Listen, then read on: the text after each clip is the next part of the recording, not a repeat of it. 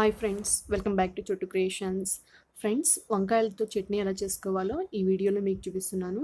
So ఈ వంకాయ చట్నీ చాలా టేస్టీగా ఉంటుంది. దాని ప్రిపరేషన్ ప్రాసెస్ ఎలాగో ఇప్పుడు చూసేసేయండి. ఒక 5 వంకాయలు నేను ఇలాగా కట్ చేసుకుని వేసేసుకున్నాను. అలాగే రుచికి సరిపడా పచ్చిమిర్చిని కూడా వేసేసుకున్నాను. అలాగే ఒక 3 టమాటాలని ఇలాగ వేసేసుకొని ఒక గ్లాస్ వాటర్ వేసుకుని స్టవ్ మీద ఒక 15 నిమిషాల పాటు మీడియం ఫ్లేమ్లో నేను వీటిని ఉడికించుకుంటున్నాను. చూడండి, ఇవి ఇలాగ ఉడికిపోయాయి. ఇప్పుడు ఈ గిన్నెలో ఉన్నటువంటి వాటర్ని అన్నిటిని కూడా పక్కనకి వేసేసి వంకాయల్ని అలాగే టమాటాలని పచ్చిమిర్చిల్ని పక్కన తీసేసుకోవాలి. ఇప్పుడు ఒక రోల్ తీసుకొని అందులోకి ఒక 8 వెల్లుల్లి రెబ్బలు, అలాగే ఉడికించి పెట్టుకున్నటువంటి పచ్చిమిర్చి, రుచికి సరిపడా సాల్ట్, అలాగే కొత్తిమీరని కూడా వేసేసి ఇదంతా కూడా బాగా మిక్స్ అయ్యేలాగా ఇలాగా బాగా దంచుకోవాలి. చూడండి, నేను రోల్ తోటి ఇలాగా దంచేసుకుంటున్నాను. ఇదంతా కూడా బాగా మెత్తగా అయిపోయింది. ఇప్పుడు కొద్దిగా చింతపండు కూడా వేసేసుకొని అలాగే ఉడికించి పెట్టుకున్నటువంటి టమాటాలను కూడా వేసేసుకొని ఇదంతా కూడా బాగా మెత్తగా అయ్యేంత వరకు వీటిని బాగా దంచుకుంటున్నాను. మనం టమాటాలను ఎప్పుడు కూడా ఫస్టే వేసి దంచుకోవాలి. చివరిగా వేసేటట్టు ఉంటే అవి సరిగ్గా మెత్తబడవు.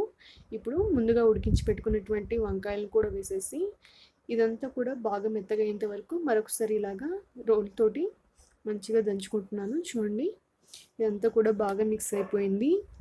ఇప్పుడు దీన్ని ఒక ప్లేట్లో తీసి పెట్టేసుకుంటున్నాను.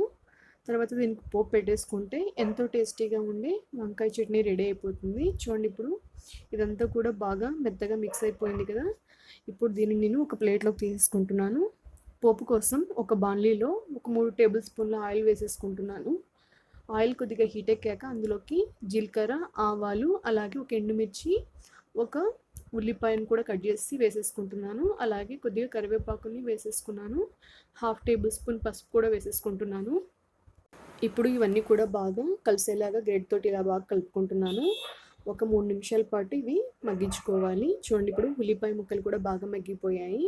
ఇప్పుడు ఇందులోకి ముందుగా ప్రిపేర్ చేసి పెట్టుకున్నటువంటి వంకాయ చట్నీని కూడా వేసేసి ఇదంతా కూడా బాగా మిక్స్ అయ్యేలాగా కలిపేసుకొని స్టవ్ ఆఫ్ చేస్తే ఎంతో టేస్టీగా ఉండే వంకాయ చట్నీ రెడీ అయిపోతుంది. ఈ వంకాయ చట్నీ వచ్చేసి మనకి రైస్లోకి, అలాగే రాగి సంగటిలోకి, చపాతీస్లోకి కూడా చాలా టేస్టీగా ఉంటుంది.